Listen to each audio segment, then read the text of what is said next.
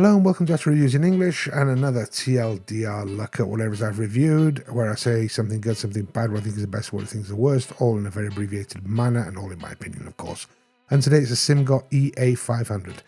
These IEMs were sent to by Linsol, absolutely no affiliation with Linsol. You can find out more by checking out the full review, which is linked in the description, or just head over to actualreviews.com. Okay, starting off with something good.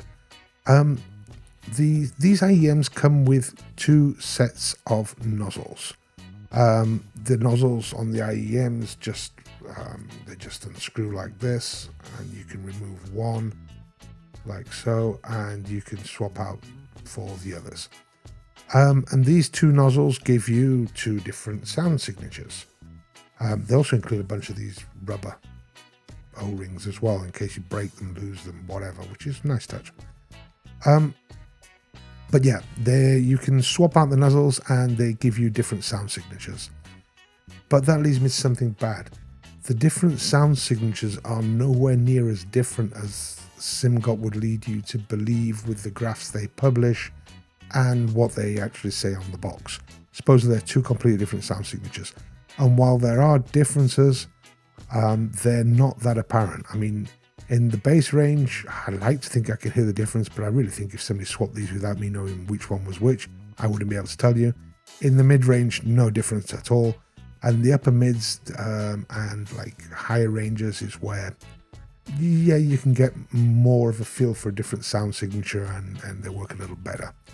Which leads me to the best. The best is those upper mid-ranges and the treble. Not because they're excellent themselves. I mean, the actual whole IEM is pretty decent. It's well detailed and it's pretty decent. But playing around with these nozzles, one set of nozzles, which is the black nozzles, it's more exciting. It's more enjoyable. It's exciting. It pushes things more forward. So if you've got something that's a little dull in these upper mids and the treble range, the black nozzles, I mean, I'm saying the black nozzles, the nozzles with the black O-rings, will push it more towards you and make it seem more exciting. And then with the red nozzles, or the ones with the red O-rings, it's a little tamer. It drops sibilance a little. It calms things down a little. So if you've got music that's like a little harsh, especially with like, I don't know, brass sections like trumpets on diamonds on the soles of shoes or something, and you find them a little harsh, swap out to the reds, and it does relax them a little, and it is noticeable. So that I would say is the best. Is you do get to play around with different sound signatures, and there is enough of a difference to warrant actually swapping the nozzles out. The worst, well, apart from the fact that these like finger magnets that, I mean, they look nice and shiny when you get them out of the box, and that's the last time you will ever see them nice and shiny ever again. I would say that the worst is that while the IEMs are fairly detailed and fairly presented, sometimes it just seems that things are overly pushed at you in the wrong places.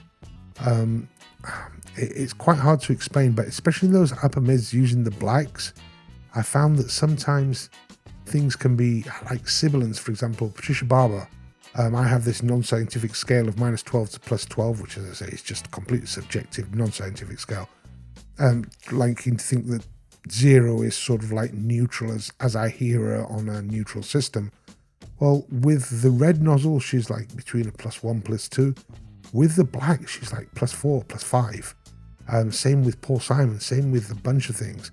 And it can become pretty fatiguing.